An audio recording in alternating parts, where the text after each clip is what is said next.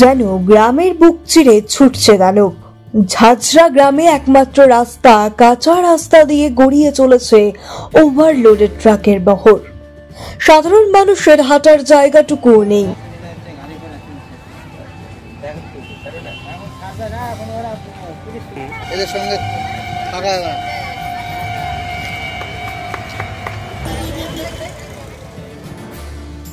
রাস্তার দুধারে গজিয়ে উঠেছে একাধিক গুদাম ঘর, আর সেখান থেকে মাল তোলা হচ্ছে ট্রাকে।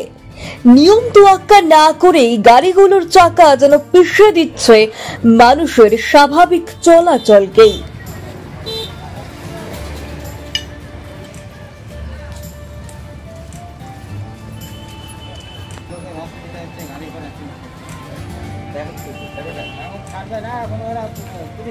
এদের সঙ্গে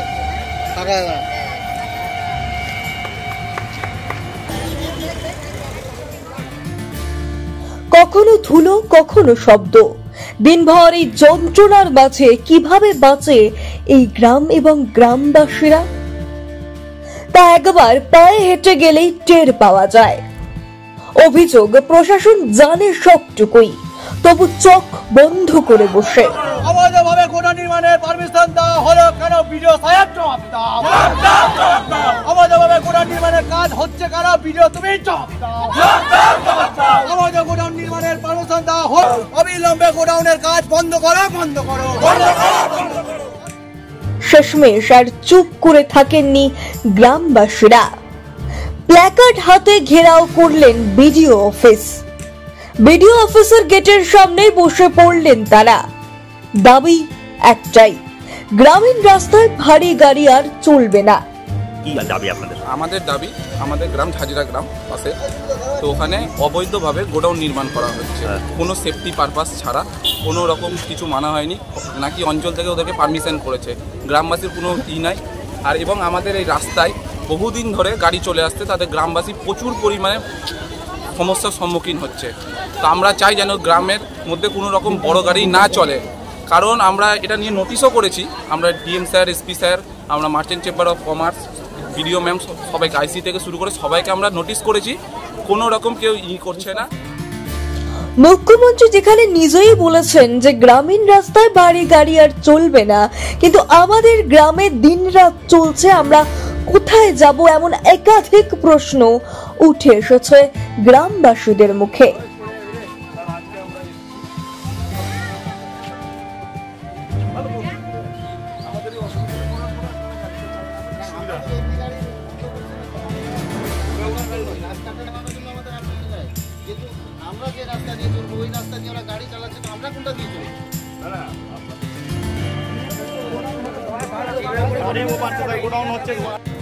তবে এখন বর্তমানে প্রশ্ন উঠছে যে মুখ্যমন্ত্রীর নির্দেশে যেখানে স্পষ্ট, সেখানে প্রশাসন এত চুপ কেন? কেনই বা মুখে কুলু পেটে বসে আছে? এই চুপ করে থাকার মানে কি জনবিরোধী চক্রকে প্রশ্রয় দেওয়া, নাকি সম্মতি দেওয়া? কোনটা? তবে এই পরিস্থিতিতে এখন একটাই দাবি, মুখ্যমন্ত্রীর হস্তক্ষেপ। ঝাঁঝরা গ্রামের রাস্তায় রাস্তায় জবাব চাইছে মানুষ, সরকারের কাছে, প্রশাসনের কাছে। সেই ছবি আমরা আপনাদের তুলে ধরবো নিউজ 15 বাংলার পর্দায়। চাই যে গোডাউন হয়েছে যেগুলো, সেগুলো তার আমরা ঠেকাতে পারবো না। আমরা নতুন করে চাই না এরকম বড় সড়ো আর কোনো গোডাউন হোক। আমাদের হাঁটা চলায় অসুবিধা হচ্ছে, আমরা বেরোতে পারছি না, একটা ডেলিভারির পেশেন্ট নিয়ে যেতে পারছি না, একটা বাচ্চাকে স্কুলে দিতে পারছি না। আমাদের এরকম খারাপ লাগছে যে আমরা একটু সাইডে দাঁড়াতে পারছি না। এই পর্যন্ত নিয়ে গাড়ি ঘুরে থাকছে, আর কথা বলে সিটি দিচ্ছে, টোন কেটে কথা বলছে। ড্রাইভার তো জানেন আমাদের মহিলাদের যা মনে হয় সেটাই করে, কিন্তু আমরা অনেক সহ্য করি। আজ কতটা বছর থেকে আমরা এটাই সহ্য করে যাচ্ছি, কিন্তু আমরা চাই এই গোডাউন আমরা হতে দিব না। কি আশ্বাস দিলেন? আমাদের মঙ্গলবাড়ি গ্রাম পঞ্চায়েতের অন্তর্গত ঝাঁঝরা গ্রামে গোডাউনের সামনের রাস্তা নিয়ে জনগণের কিছু সমস্যা হয়েছে। মানে রাস্তাতে যেহেতু গোডাউনের জন্য ভারী যান চলাচল হয়, তাতে সাধারণ জনগণের হাঁটা চলা বা স্কুল যাওয়ার পথে সমস্যা হচ্ছে।